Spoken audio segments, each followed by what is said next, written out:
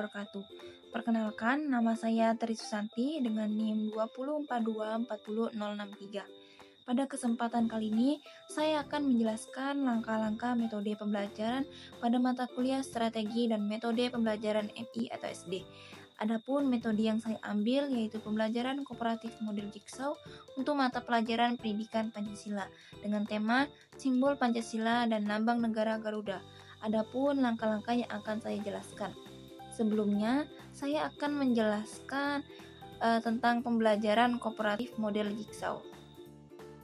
Jadi, pembelajaran kooperatif model Jigsaw adalah sebuah model belajar kooperatif yang menitikberatkan siswa dalam bentuk kelompok kecil yang terdiri atas 4 sampai dengan 6 orang secara heterogen. Dan siswa bekerja sama saling tergantungan positif dan bertanggung jawab secara mandiri.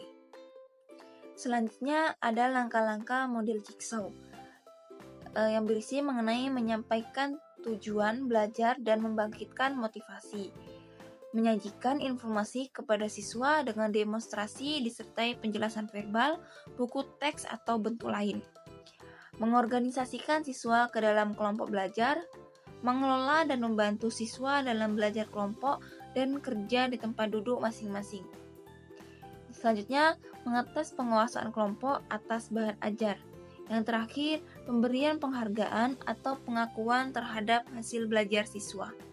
Selanjutnya, langkah-langkah metode Jigsaw dalam pendidikan Pancasila. Yang pertama, pembentukan kelompok asal. Bentuklah kelompok-kelompok kecil yang beranggotakan 4 sampai 5 orang. Setiap kelompok ini disebut dengan kelompok asal. Yang kedua, pembagian materi pendidikan Pancasila. Bagi materi pendidikan Pancasila menjadi beberapa segmen atau topik kecil. Contoh penerapannya, jika kita mengajar tentang 5 sila Pancasila, setiap sila bisa menjadi satu segmen materi. Misalnya, sila pertama ketuhanan yang Maha Esa, yang kedua kemanusiaan yang adil dan beradab, dan seterusnya. Yang berbeda, tetapkan satu segmen materi yang berbeda kepada setiap anggota di dalam kelompok asal. Misalnya, jika ada 5 anggota di kelompok asal dan 5 segmen materi, setiap anggota akan mendapatkan satu segmen yang berbeda. Yang ketiga, pembentukan kelompok ahli. Minta semua siswa yang mendapatkan segmen materi yang sama untuk berkumpul membentuk kelompok baru. Kelompok ini dinamakan kelompok ahli. Di dalam kelompok ahli ini, siswa akan mempelajari secara mendalam segmen materi yang telah ditugaskan kepada mereka. Mereka bisa membaca buku, mencari informasi tambahan, atau berdiskusi. Memastikan semua anggota kelompok ahli memahami materi tersebut secara menyeluruh. Mereka harus saling bertanya dan menjelaskan hingga yakin semuanya paham.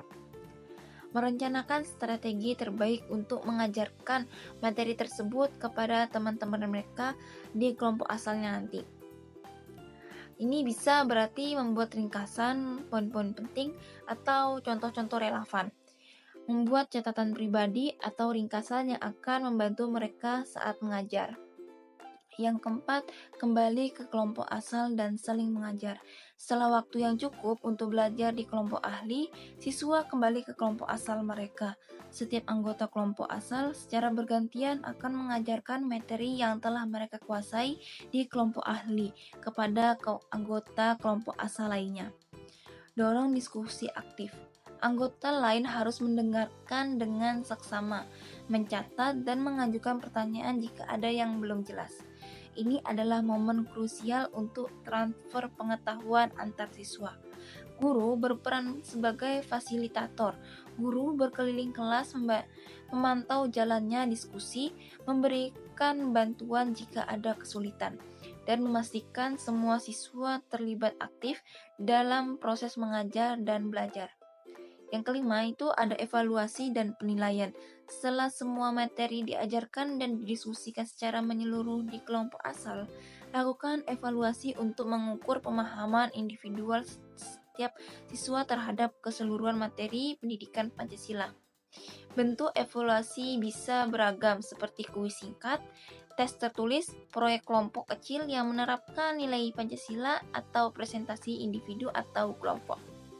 Penting untuk menilai pemahaman setiap siswa secara individual karena tujuan utama Jigsaw adalah agar setiap siswa menguasai semua bagian materi, bukan hanya bagian yang mereka ajarkan. Berikan umpan balik konstruktif pada siswa mengenai pemahaman mereka. Metode Jigsaw sangat powerful dalam pendidikan Pancasila karena tidak hanya membantu siswa memahami konten materi, tapi juga menumbuhkan nilai-nilai kolaborasi, tanggung jawab, komunikasi, dan empati yang sejalan dengan semangat Pancasila. Siswa belajar untuk saling menghargai pendapat dan bekerja sama demi mencapai tujuan bersama. Sekian langkah-langkah metode Jigsaw yang saya gunakan untuk mata pelajaran pendidikan Pancasila. Saya akhiri, wassalamualaikum warahmatullahi wabarakatuh.